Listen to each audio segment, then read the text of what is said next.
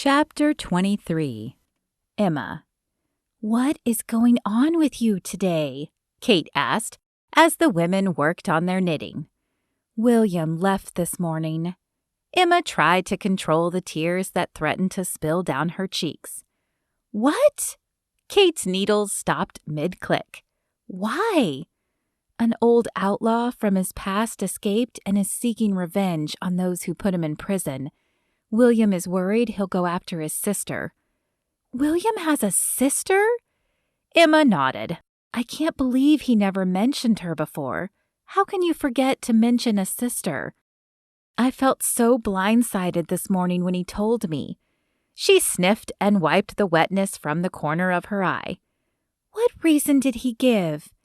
"He said they had a rocky relationship and hadn't spoken in years.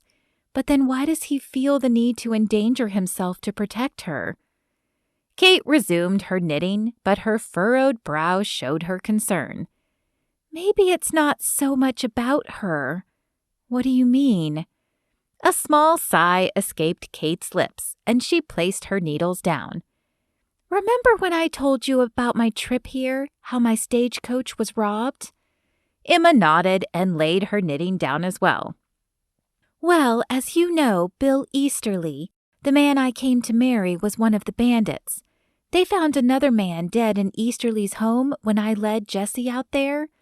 Then Jesse killed Easterly himself when he tried to kidnap me at the dance, and the sheriff killed the last man when he came after Jesse and me.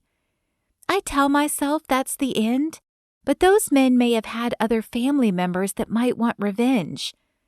She touched her belly. "I worry about that constantly, especially with this little one on the way, and I know that even though he loves me, Jesse wishes he too could be sure the danger was over. So maybe it's something like that." Emma pursed her lips as she pondered the words. William said he feared Holden would come after her if he didn't stop him. And would Emma still have respected William if he hadn't gone to protect his sister? "You're right. I've been so silly. I didn't even say goodbye to him. When will I stop being so rash and prideful?" Kate reached over and laid a hand on Emma's arm. "It will be okay. We all have areas we struggle in. Just continue giving it to God and He will work on your heart. As for William, we will pray daily for his safe return." Tears filled Emma's eyes again, and this time she didn't bother to stop them. She let them fall in little rivulets down her cheek, one after the other. They were tears for her own pride and tears for the sadness she must have placed on William when she didn't say goodbye. But mainly, they were tears of fear. Fear that he might not come home, and that if he didn't, her last words to him would be words of anger. Her mother had always warned to never part in anger, as one never knew when it might be the last time they saw someone. After her mother's death, those words should have been emblazoned on Emma's soul, but once again she had let her emotion get the best of her. "Look, why don't we do something special for William?"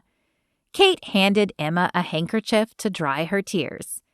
Emma wiped at her cheeks, but she didn't trust her voice enough to speak, so she simply turned questioning eyes on Kate.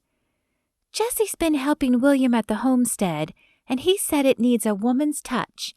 Why don't we do that while he's gone? We could get some of the other women together, including Carrie, and we could work on the quilt for the bed."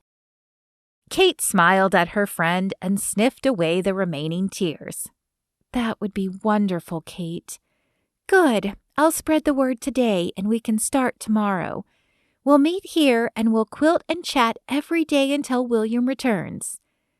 Though Emma knew they probably wouldn't meet every day, she appreciated Kate's optimism. She was very lucky to have found such a good friend. William. It was nightfall when Jack pulled his horse to a stop and turned to William.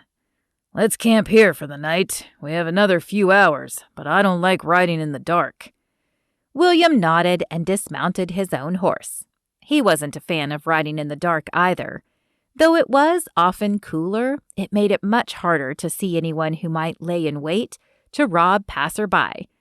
With Holden on the loose, it was even more dangerous. He tied his horse up to a nearby tree and pulled his blanket and some food out of his saddlebags. After rolling out his blanket, he helped Jack gather wood for a fire. When the flame blazed brightly, the men sat on their respective blankets. William unwrapped his bread, which had retained most of its softness. As he took a bite of the bread, he glanced over at Jack, who was unwrapping his own food. "I'm sorry about your brother." Jack's hand stopped just short of his mouth, and his eyes shifted to the right. "Me too. I didn't even think to warn him when the Dallas jail contacted me about bringing Holden back in. They said he had been talking up going after the men who brought him in, but I never thought he'd go after our families." "Has he gone after others?" Jack's lips pursed, and he looked away. "Robert Lewis. He was the one who shot Moore, if you remember. Holden found his family while Lewis was out on a mission. It wasn't pretty, and Lewis killed himself when he returned." "That's awful." William clenched his jaw as he remembered his own feelings when he saw Catherine killed in front of him. "It is, and that's why we have to stop him. I don't want to lose any more men or their families." William nodded. He didn't want to lose any more men either.